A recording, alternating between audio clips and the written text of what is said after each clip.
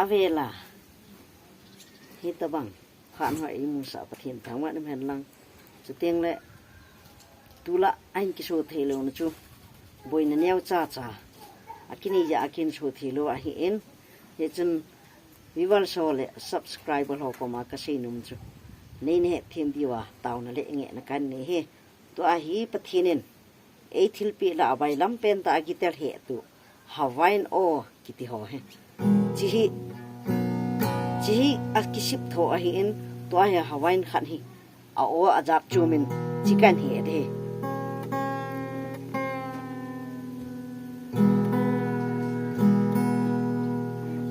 chi hi hin chi hi hawaiian o chi hi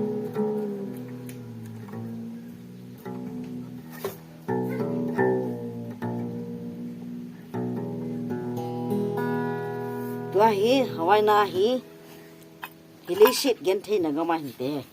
kan sa de hi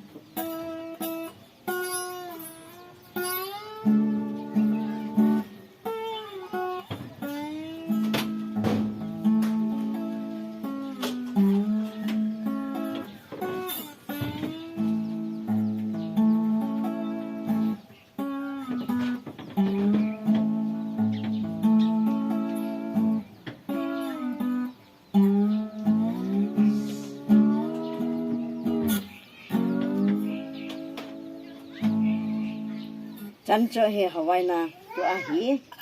guitar o a kan he ki dai tai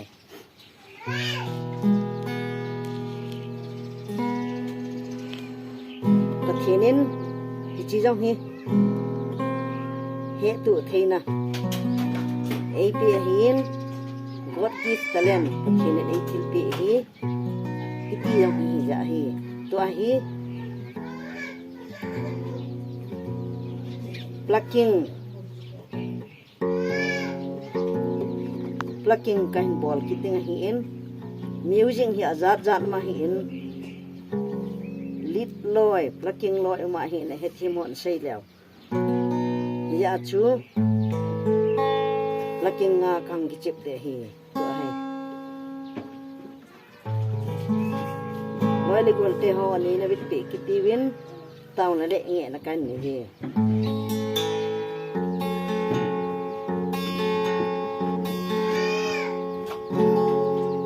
le sim yong le plucking a ngi jin wa nam ko pau pathin te kan sa de he wa na ko pau pathin na min ti za din han wa na ko pau pathin na min ti za din han na gam rung hen wa na nung chân kim ba nghìn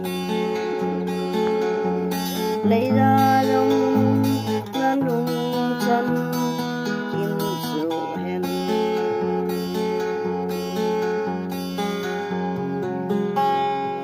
unia kane kopi ante ni dewin unia kane kopi ane neng tewin kanay batew ka ngay dambang keho patang ngay lamin chulel he na anay uiruiun agilaw wagonin nay Robin Dengam Haha Nupina Aton sa gazin Nang Ahi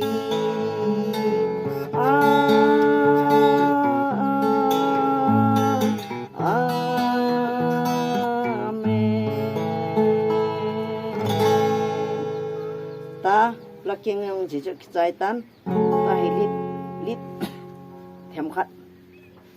lít đi tiếng là lá ngài ya hiện hiện cha cho music mong mong cần có để càng chụp ta thiên nên ta lên AP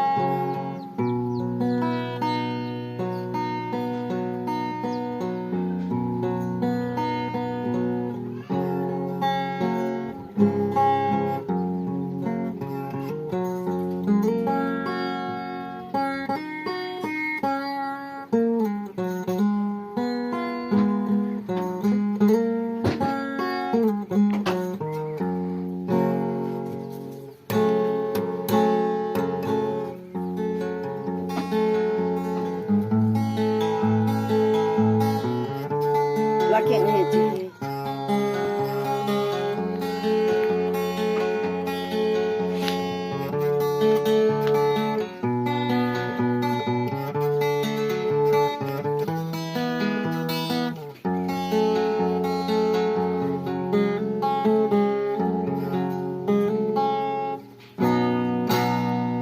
dahi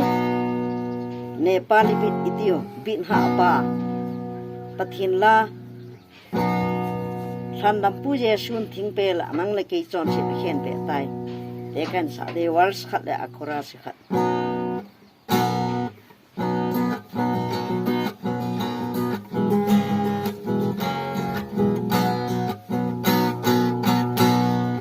andam puji sun thing pela nang le ke chon se a hian be pai mo nei lo cha pa ang thi chu nang le ke si a hi chon se long hei lo lai na him pa ka in na mang chan no me lan lung hei jin lang pa kai lam do din sa jin lan lung hei jin lang pa kai lam do din sa jin